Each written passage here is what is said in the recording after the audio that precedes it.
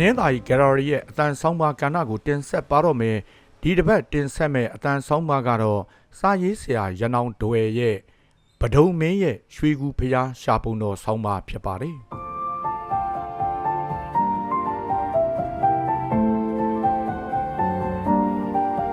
ပဒုံမင်းရဲ့ရွှေကူဖျားရှာပုံတော်ခရစ်နှစ်1983ခုနှစ်မှာဘိုးတော်ဖျားပဒုံမင်းကသူအာနာဇက်ကြရာနိုင်ငံအနှံ့မှာရွှေကူဇေဒီတွေတီထားကိုးကွယ်စေခဲ့ကြောင်းကုန်းပေါင်ဆက်မဟာရာဇဝင်တော်ကြီးမှာဖော်ပြပါရှိပါတယ်။နိုင်ငံအနှံ့မြို့ရွာတွေမှာဘိုးတော်ဖျားတည်စီခဲ့တဲ့ဂူဖျားအရေးအတွက်ဟာ230ဆူဖြစ်ပြီးအဲ့ဒီဇေဒီတွေတည်ရှိတဲ့မြို့စည်းရင်းတွေထဲမှာတဝဲမြို့လဲအပါဝင်ဖြစ်ပါတယ်။တနည်းအားဖြင့်တဝဲမြို့မှာလဲဘိုးတော်ဖျားပဒုံမင်းရဲ့အမိန့်နဲ့တီထားကိုးကွယ်ထားတဲ့ရွှေကူဇီဒီတဆူရှိတယ်လို့ဆိုလိုတာပါဘရစ်အမိန့်နဲ့နိုင်ငံနယ်အဝှမ်းမှာတီခဲ့တယ်ဆိုတဲ့ရွှေကူဇီဒီတွေကတကယ်ကိုစိတ်ဝင်စားဖို့ကောင်းပါတယ်ဘိုးတော်ဖျားဟာသူ့အပိုင်နယ်မြေတွေအဖြစ်အမှတ်အသားပြုတဲ့အနေနဲ့နိုင်ငံရေးရည်ရွယ်ချက်ရှိအဲ့ဒီဂူဖျားတွေကိုတီခဲ့တာမို့လို့လဲပို့ပြီးစိတ်ဝင်စားမိပါတယ်ဒါကြောင့်ဇီဒီပေါင်း230ဆူတည်ရှိရာမြို့ရွာတွေစည်ရင်းမှာပါတဲ့ကျွန်တော်တို့တဝဲမျိုးကဘိုးတော်ဖျားရဲ့ရွှေကူဇီဒီအကြောင်းကိုလည်းလေ့လာဖြစ်ခဲ့ပါတယ်ပထမတော့ကိုမြို့ကိုဒေတာအတွင်းသွားရင်းလာရင်းနဲ့ကျုံတလူရှာကြည့်ဖြစ်ပါတယ်တဝဲမြို့ပေါ်နဲ့အနီးအနားဝန်းကျင်မှာရွှေကူကြီးဇီဒီရွှေကူဖျားဆိုတဲ့ဘွဲ့နောင်မယ်နဲ့ဖျားဇီဒီတွေရှိသလားလှိုင်းကူခံထားတဲ့ဇီဒီတွေရှိပါသလားဆိုတဲ့မျှော်လင့်ချက်နဲ့တတိထားပြီးရှာကြည့်မိတာပါဒါပေမဲ့မတွေ့ခဲ့ပါဘူးနောက်ပိုင်းမှာတော့အချိန်ရတဲ့အခါတိုင်းရွှေကူဇီဒီကိုရှာဖြစ်ပါတယ်မြို့ရင်းမြို့ပြင်မှာဖူးတွေ့နေရတဲ့ဇီဒီတွေစီကိုတီးသက်သွားရောက်လေ့လာပြီးလဲရွှေကူဇီဒီရှာပုံတော်ဖွင့်ခဲ့ပါတယ်မတွေ့ခဲ့ပါဘူးနောက်ဆုံးတော့ရွှေကူကျောင်းကိုသွားတတိရမိပါတယ်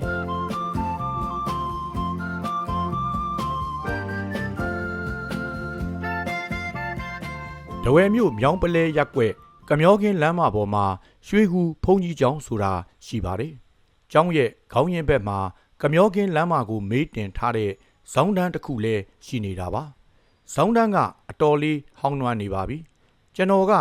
ကမျောခင်းလမ်းမပေါ်ဖြတ်သွားဖြတ်လာလုပ်နေကြမှုအဲ့ဒီဇောင်းတန်းကြီးကိုတွေ့နေကြပါ။စိတ်ထဲမှာတော့ဇောင်းတန်းကြီးဟာကျောင်းဝင်းထဲကဖျားတိမ်တစ်ခုနဲ့ဆက်သွယ်ထားတာဖြစ်မယ်လို့ပဲတွေးထားမိပါတယ်ဒါပေမဲ့လည်းတစ်ခါမှဝင်မကြည့်ဖြစ်ခဲ့ပါဘူးကတ်ကြော်ဖြစ်နေခဲ့ပါတယ်အခုတော့အဲ့ဒီကျောင်းဟာကျွန်တော်ရှာနေတဲ့ရွှေကူဇီဒီနဲ့သက်ဆိုင်မှုရှိနေမလားဆိုတဲ့အတွေးနဲ့ပဲရောက်ခဲ့တာပါပထမဆုံးကျောင်းအဝင်ပေါက်နဘေးမှာရှိတဲ့ဇောင်းတန်းထဲကိုဝင်ကြည့်ပါတယ်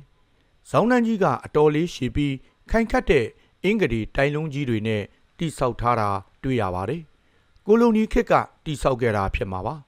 အဲ့ဒီဇောင်းနှန်းဟာဖျားသိမ်တစ်ခုမှာအဆုံးကတ်သွားပြီးအထဲမှာထိုင်တော်မူစင်းတုတော်ကြီးတွေကိုဖူးတွေ့ရပါတယ်စင်းတုတော်ကြီးတွေကကိုလိုနီခေတ်လက်ရာတွေပါစောစောကကျွန်တော်ဝင်လာတဲ့ဇောင်းနှန်းရဲ့သိမ်ရဲ့နဲ့အခုဖူးတွေ့နေရတဲ့စင်းတုတော်ကြီးတွေကတစ်ချိန်တည်းဆောက်လှူခဲ့တာဖြစ်နိုင်ပါတယ်ထိုင်တော်မူစင်းတုတော်ကြီးနှစ်စုအကြားမှာရှိနေတဲ့မှန်စီရွှေချမုတ်ဦးလေးကစိတ်ဝင်စားဖို့ကောင်းပါတယ်။အဲ့ဒီမုတ်ဦးလေးဟာနဘေးကထိုင်တော်မူစင်းတုတော်ကြီးတွေထက်ပိုပြီးရှည်ကြပါတယ်။မုတ်ဦးနဲ့တစ်ဆယ်ထဲမှာပဲအတွင်းဘက်မှာ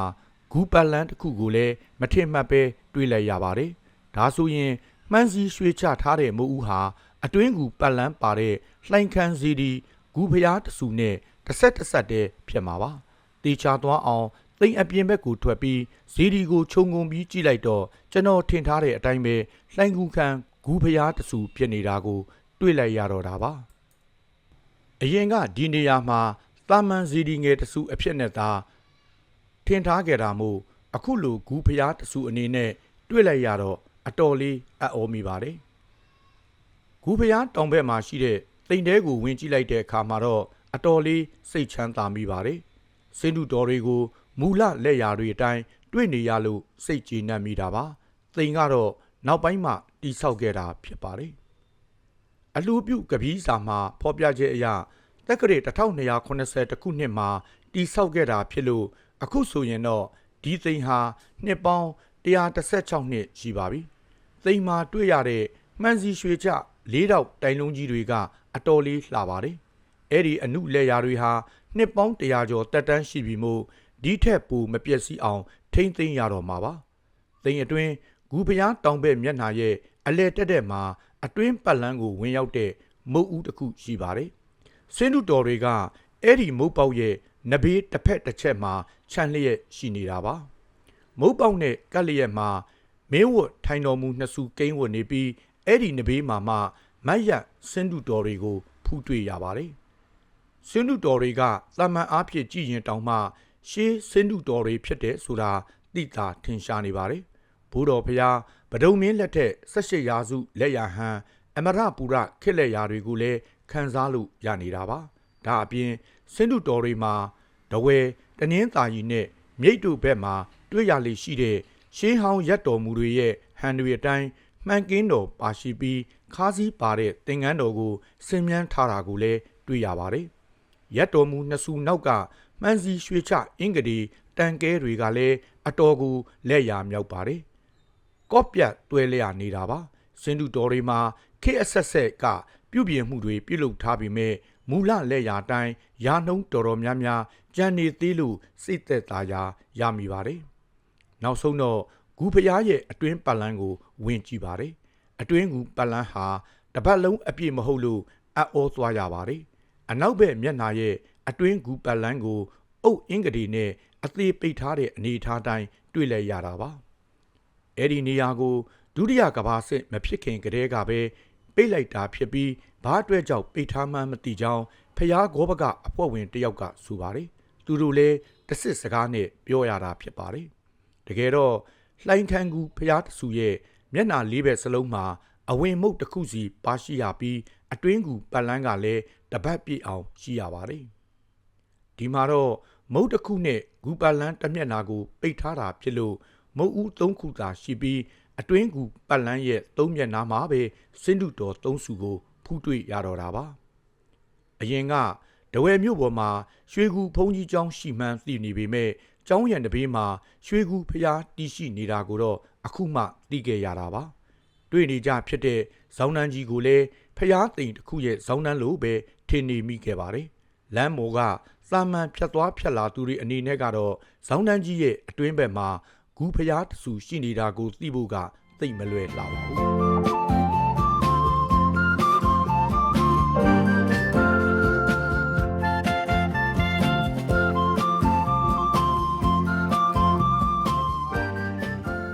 လက်ရှိအနေအထားမှာရွှေကူဖျားရဲ့လေးဘက်လေးတန်းမှာမူလမုတ်ဦးတွေကိုငုံပြီးဖျားတင်ကြီးတွေကိုနေရာအပြည့်တိဆောက်ထားတာဆိုတော့ဂူဖျားရဲ့အောက်ပိုင်းကိုမြင်ရဖို့ဆိုတာအတော့ကိုခက်ပါတယ်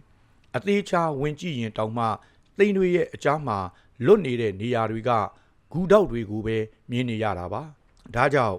တဝဲမြို့ပေါ်မှာတည်ရှိနေတဲ့ရွှေကူဖျားကိုတခြားဖျားတွေလောက်ထင်ထင်ရှားရှားလူတွေမသိကြတာဖြစ်နိုင်ပါတယ်ကျွန်တော်အခုတွေ့နေရတဲ့ရွှေကူဖျားဟာဘိုးတော်ဖျားအမိတ်နဲ့တည်ခဲ့တဲ့ရွှေကူစေတီပေါင်း230စုထဲကတစုအပါဝင်ဖြစ်တဲ့ဆိုတာသေချာတလောက်ရှိတယ်လို့ထင်မိပါတယ်လေ့လာမိတလောက်ရွှေကူဖျားရဲ့အတွင်းအပြင်အနေအထားနဲ့စင်းတုတော်တွေရဲ့ဟန်ပန်တွေကလည်းအဲ့ဒီခေတ်ကိုညွှန်ပြနေတာပါခေတ်အဆက်ဆက်ပြုပြင်မှုတွေရှိခဲ့ပြီးမှလည်းမူလ18ရာစုလက်ရဟန်တွေထင်ရှားနေစေဖြစ်ပါတယ်ပြန်ခါနီးမှာဖျားဂောဘကအဖွဲ့ဝင်တယောက်ကဆရာတော်ဗန္ဒန္တအိမ်တော်ဘာသာရဲ့တဝဲရေးရာမှတ်တမ်းပဒေသာထဲကနေကူးယူကောက်နှုတ်ထားတဲ့ရွှေကူဖျားရာဇဝင်လက်ရေးမှုစာရွက်လေးကိုထုတ်ပြပါတယ်အဲ့ဒီရာဇဝင်ကိုဖတ်ကြည့်လိုက်တဲ့အခါမှာတော့ကျွန်တော်ထင်ထားတဲ့အချက်ကရာနှုံးပြည့်မှန်ကန်နေတယ်ဆိုတာသိလိုက်ရတော့တာပါလက်ရေးမှုရာဇဝင်မှာရွှေကူဖျားကိုဘိုးတော်ဖျားဗဒုံမင်းအမိတ်နဲ့သက္ကရာ1145ခုနှစ်ခရစ်နှစ်1983ခုနှစ်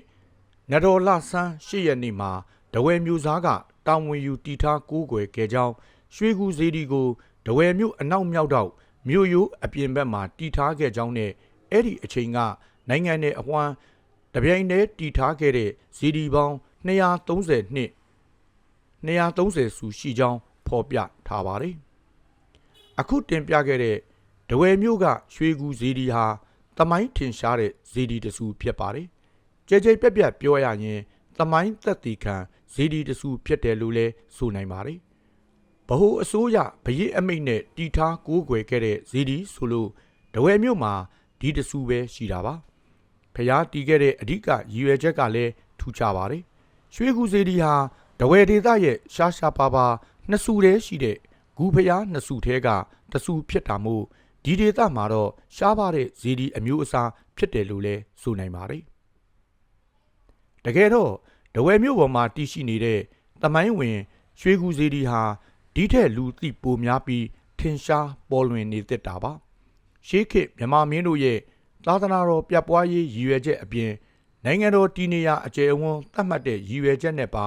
တည်ထားခဲ့တဲ့ဂူဖျားတစုဖြစ်လို့ကျွန်တော်တို့ဒဝယ်သူဒဝယ်သားတိုင်းကအထူးအလေးအမြတ်ပြုပြီးထိမ့်သိမ်းစောက်ရှောက်ရမှာဖြစ်ပါတယ်။ဒဝယ်မြို့မှာဒီလိုသမိုင်းထင်ရှားတဲ့ဇီဒီတစုရှိနေတာကလည်းတကယ်ဂုဏ်ယူဖို့ကောင်းပါတယ်။80ပြီးလဲကိုမြို့ကိုဒေသရဲ့ဂုံကျက်တီဆောင်ဇီဒီတစုအဖြစ်မှတ်ယူပြီးတန်ဖိုးထားနေသစ်တယ်လို့ခံယူမိပါတယ်ခင်ဗျာ။ရနောင်ဒဝယ်